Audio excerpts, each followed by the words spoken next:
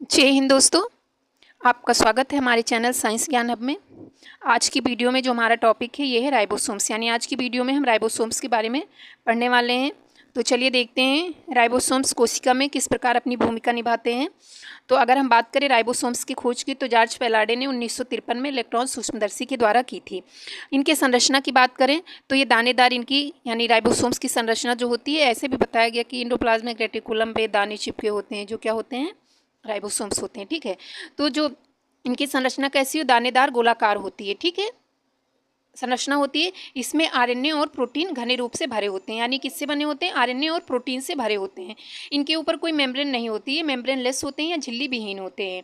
इनको हम engine of cell या सेल का इंजन बोलते हैं। क्यों बोलते हैं? क्योंकि ये कोशिका के लिए सभी जरूरी जो प्रोटीन है वो बनाते हैं। ये कोशिका के कार्य करने की जो ज़रूरत होती है तो उनको प्रोटीन की आवश्यकता होती है। तो जो भी आवश्यक प्रोटीन है वो इन बनाते हैं, राइबोसोम्स बनाते हैं, इसलिए इन्हें हम इंजन ऑफ सेल बोलते हैं। हम बात करते हैं कि राइबोसोम्स, तो जो राइबोसोम्स हैं ये सभी जीवित कोशिकाओं में पाए जाते हैं, लेकिन ये आरबीसी की सेल में नहीं पाए जाते। राइबोसोम्स ध्यान रखिएगा, बहुत ही महत्वपूर्ण है। राइबोसोम्स आरबीसी की सेल में नहीं पाए जाते हैं। इनके आकार और जो सेडिमेंटेशन कॉफिशिएंट होता है यानी सडवर्ज यूनिट होता है, उस आधार पर हम राइबोसोम्स को दो प्रकार में पढ़ते हैं, यानी दो प्रकार के राइबोसोम्स होते हैं। राइबोसोम्स दो प्रकार के होते हैं। किस बेस पे होते हैं? सेडिमेंटेशन कोएफिशिएंट के आधार पे। तो जो पहला है वो है 70S प्रकार का और दूसरा 80S प्रकार का। तो जो 70S प्रकार का राइबोसोम्स है ये प्रोकैरियोटिक सेल्स में पाए जाते हैं, और जो हरित लवक होते हैं यानी क्लोरोप्लास्ट होते हैं उसमें भी राइबोसोम्स पाए जाते हैं। तो ये किस प्रकार के राइबोसोम्स? 70S प्रकार के। माइटोकॉन्ड्रिया में भी 70S प्रकार के राइबोसोम्स पाए जाते हैं। ये प्रोकैरियोटिक सेल्स के जो कोशिका द्रव्य हैं उसमें ये चिपके होते हैं। कौन? 70S प्रकार के। अगर हम बात करते हैं 80S प्रकार के राइबोसोम्स की, तो ये यूकैरियोटिक सेल्स में पाए जाते हैं, जैसे कि आपका प्रोटोप्लाज्म है। रफ इंडोप्लाज्मिक रेटिकुलम पे जो राइबोसोम्स लगे होते हैं वो भी 80S प्रकार के होते हैं। न्यूक्लियस में जो राइबोसोम्स होते हैं वो भी 80S प्रकार के राइबोसोम्स होते हैं। अब देखते हैं ये जो 70S 80S प्रकार के राइबोसोम्स हैं, इनकी जो सेडवर्ज यूनिट होती है, यानी इनको हम दो भागों में जब तोड़ते हैं, ठीक है, तो जो 70S प्रकार का राइबोसोम्स होता है ये दो पार्ट में होते हैं। ठीक है, यानी इनकी दो छोटी छोटी सब यूनिट होती है जिनसे जोड़ के बनते हैं।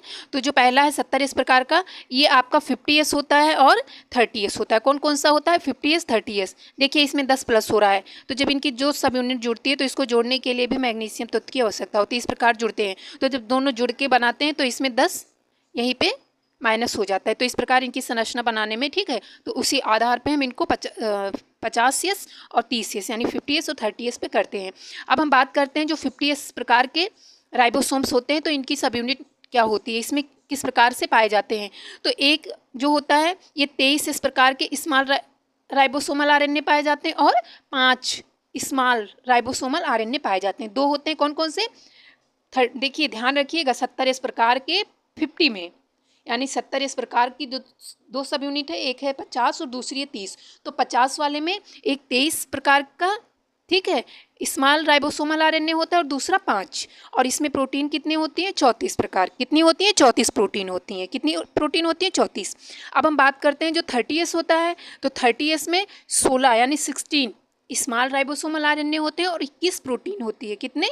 16 स्मॉल राइबोसोमल आरएनए और 21 प्रोटीन होती हैं। अब हम बात करेंगे जो है, हम बात करेंगे 80S प्रकार के राइबोसोम्स की। देखिए जो ये स्मॉल राइबोसोमल आरएनए है, ट्रांसफर आरएनए, ये सब भी आपको पढ़ाया जाएगा जब आप डीएनए आरएनए पढ़ाएंगे। तो अभी ये जो भी पढ़ाया जा रहा है स्मॉल आरएनए, किस में क्या है, ये अभी आपका जब वो टॉपिक आरएनए डीएनए पढ़ाया जाएगा तो उसमें भी ये आपका आएगा। ठीक है, राइबोसोमल आरएनए और ट्रांसफ़र, तो उसमें भी ये आएगा। तो ये इस यूनिट को ध्यान रखिएगा, उसमें आपका फिर रिवाइज हो जाएगा। तो चलिए देखते हैं।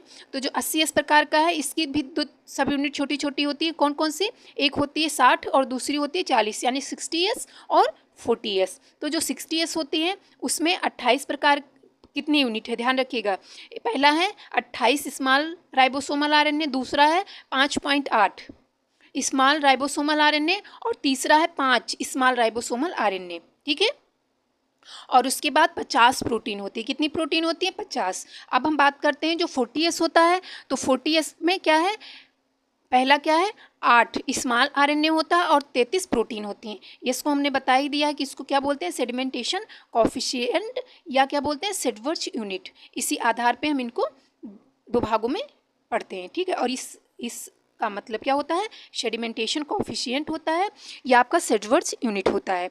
अब ये जो यूनिट हैं ये जुड़ती हैं ना, ये 70 इस प्रकार की और 80 इस प्रकार की। तो ये दो छोटी जो उपिकाएँ हैं यानी जो सब यूनिट हैं, उनको जोड़ने के लिए या जो इनका अलग करते हैं, जिनको संयोजन या वियोजन कहते हैं। जुड़ने को संयोजन और अलग होने को क्या बोलेंगे, वियोजन।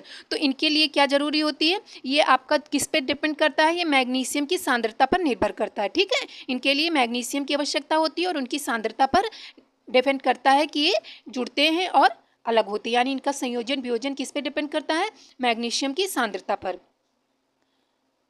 और जो प्रोटीन राइबोसोम्स हैं ये क्या करते हैं, ये प्रोटीन का संश्लेषण करते हैं, इसलिए हम इन्हें कोशिका का प्रोटीन फैक्ट्री बोलते हैं। कोशिका का इंजन भी बोलते हैं। कोशिका का इंजन इसलिए बोलते हैं क्योंकि सेल को कार्य करने के लिए जो भी प्रोटीन की आवश्यकता होती है उनको ये बनाते हैं।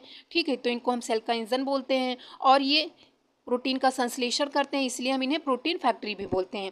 तो ये टॉपिक हमारा कंप्लीट हो गया है। अगली वीडियो में हम इनसे बनने वाले प्रश्नों को सॉल्व करते हैं। तो मिलते हैं अगली वीडियो में। वीडियो अगर अच्छी लगी है तो लाइक करिए और दोस्तों के बीच शेयर करिए। चैनल को सब्सक्राइब करना बिल्कुल मत भूलिए। धन्यवाद।